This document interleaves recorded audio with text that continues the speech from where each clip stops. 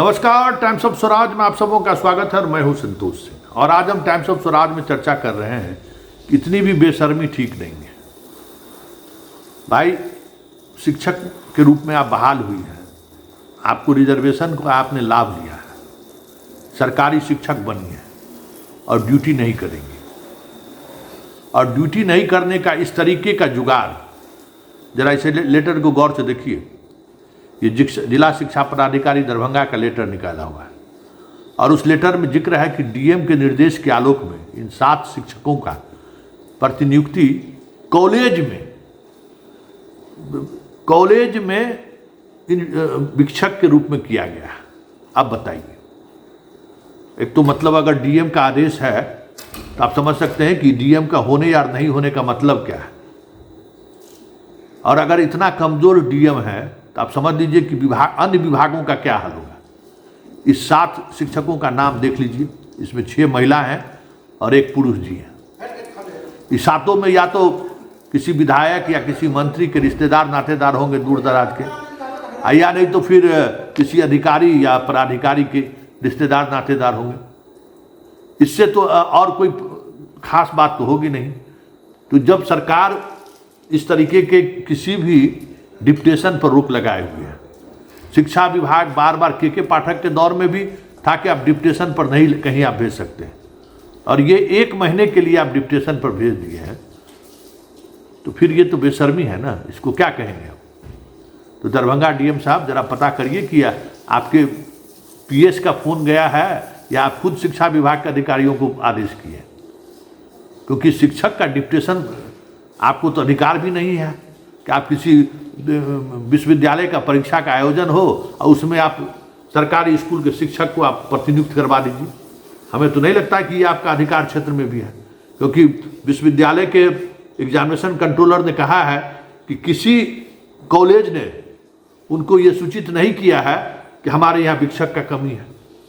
अरे अगर कॉलेज और यूनिवर्सिटी आपसे मांगे तब तो कि हमें शिक्षक की जरूरत है, किस आधार पर उस कॉलेज में इन लोगों का डिप्टेशन हो गया। और अगर डिप्टेशन हुआ है तो इस पर आपको जस्टिफिकेशन देना चाहिए, क्योंकि ये गंभीर अपराध है। जहाँ से ये 7 शिक्षक इस डिप्टेशन पर आए हैं वहाँ के बच्चों का तो पढ़ाई बंद हो गया होगा। जिस विषय की शिक्षिका होंगे, जो शिक्षक होंगे, वहाँ तो अब पढ़ाई नहीं हो रहा होगा। तो आप बच्चों का पढ़ाई बाधित करके इन लोगों का कॉलेज का परीक्षा का वीक्षण का काम करवा रहे हैं। इससे बड़ा गुनाह और क्या हो सकता है डीएम साहब। इसलिए स्पष्टता के साथ अपनी बात आप रखिए, क्योंकि कहीं न कहीं आपके इस एक्शन से सरकार बदनाम हो रहा है, सरकार कमजोर है ये दिख रहा है। और आपके इस एक्शन से नीतीश कुमार बदनाम हो रहे हैं कि एक डीएम के स्तर पर अगर शिक्षक की इस तरीके से प्रतिनियुक्ति होने लगे, जबकि 100 बार कहा गया है कि इलेक्शन को छोड़कर किसी दूसरे मामले में आप शिक्षकों की प्रतिनियुक्ति नहीं कर सकते। और ये आप प्रतिनियुक्ति इसलिए कर दिए हैं कि के पाठक नहीं है। के पाठक के समय में तो औकात पर थे जिला वाले, जितने डीएम थे, एक शिक्षक को आप बाएं से दाएं कर पा रहे थे। एस सिद्धार्थ आपको दिया कि भाई आप इसको कंट्रोल में कर सकते हैं, आप इन चीज़ों को देखिए। इसका ये मतलब थोड़ी है कि आप उसको डिप्टेशन पर भेज दीजिए कहीं भी, और वो भी चुनाव कार्य के अलावा। तो जरा इस सूची को फिर से एक बार पूरे दरभंगा की जनता भी देख लीजिए, बिहार की जनता भी देख लीजिए, और डीएम साहब आप भी देख लीजिए कि इससे बड़ा बेशर्मी और कुछ नहीं हो सकता। और अगर आप इतना कमजोर हैं कि किसी मंत्री के कहने पर या किसी पदाधिकारी के दबाव में शिक्षक के लेवल पर आप डिप्टेशन कर रहे हैं, तो आपसे जिला क्या चलेगा भाई। आप समझ जाइए कि जब शिक्षक के दबाव को आप नहीं झेल पा रहे हैं तो आप जिला क्या चला पाएंगे। ये गंभीर अपराध है और हमें लगता है कि ये अपराध की श्रेणी में।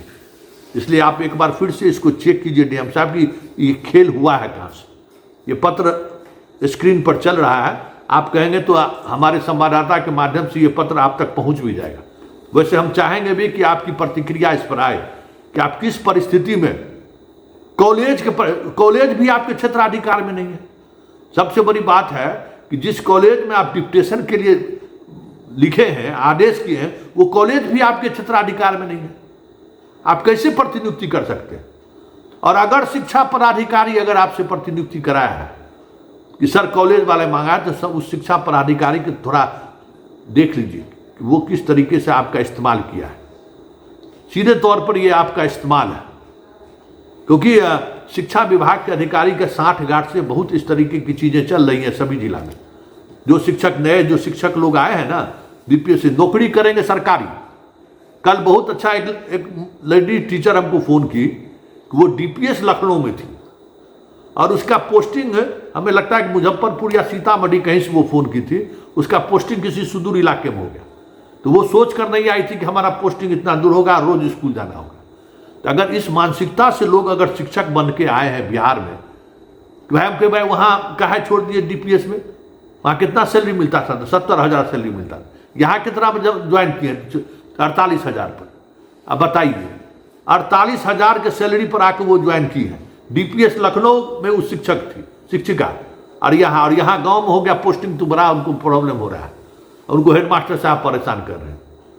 तो जब इस मानसिकता से अगर आप शिक्षक बने हैं, तो हमें याद है लखीसराय की उस लड़की का चीख कर जो आंदोलन की थी लड़की, कि जितने ये देख रहे हैं शिक्षक खड़े हैं, एक का भी बच्चा सरकारी स्कूल में नहीं पढ़ता है, लेकिन हर बाप की इच्छा होती है, माँ की इच्छा होती है कि हमारा बेटा सरकारी नौकरी में जाए। यही विडंबना है इस प्रदेश का।